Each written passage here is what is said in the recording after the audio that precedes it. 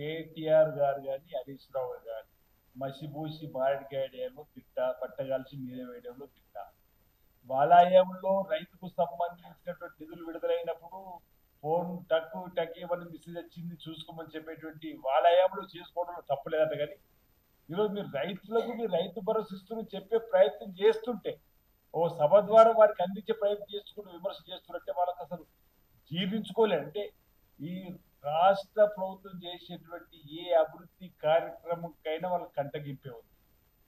ఏ ఒక్క ప్రాజెక్ట్ కన్నా వాళ్ళు మద్దతు చెప్పిర్రా? ఏ ఒక్క మంచి పని చేస్తున్నా చెప్పని వాళ్ళు మాట్లాడిర్రా? బహుశా నేను అనుకుంటే వాళ్ళకి ఏమైనా శాపం ఉందేమో, నిజాలు మాట్లాడితే మీ తల 1000 ముక్కలు అవుతుందని చెప్పనేది పురాణాల్లో ఉంది. ఆ విధంగా ఏదన్నా అబద్ధాలు ప్రతిరోజు అబద్ధాలు మాట్లాడే ప్రయత్నం, నిజాలు మాట్లాడే ప్రయత్నం చేస్తారు వాళ్ళు. మరి వాళ్ళకి ఏమైనా శాపం ఉందో ఏమో.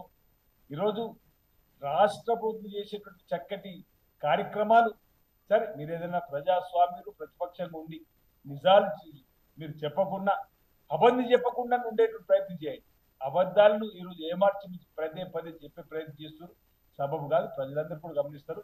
రైతులకు ఇప్పటి వరకు ఈ 2.5 సంవత్సరాలలో 1,00,000 కోట్లు పైచీలకు రైతు రిలేటెడ్ సంబంధించినటువంటి అంశంలో మేము ఈరోజు ఖర్చు చేస్తాం. రైతును రాజుగా రారాజుగా మార్చాలని ప్రయత్నం చేస్తున్నాం.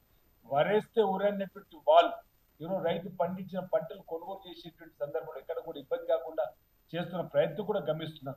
ఈరోజు ఎక్కడ కూడా రైతుకు ఇబ్బంది చేయకూడదని ఈ రోజు నుంచి ఈరోజు రైతు భరోసాను కూడా నిధులు గౌరవ ముఖ్యమంత్రి రేవంత్ రెడ్డి గారి చేతుల మీద విడుదల చేసేటువంటి కార్యక్రమం జరుగుతూ ఉంది. రైతులు గమనిస్తూ రైతులు ఎక్కడైనా ఇబ్బంది ఉంటే తప్పనిసరిగా ఆ ఇబ్బందిని అధిగమించే ప్రయత్నం చేస్తాం. Subscribe us and press the bell icon for more interesting updates.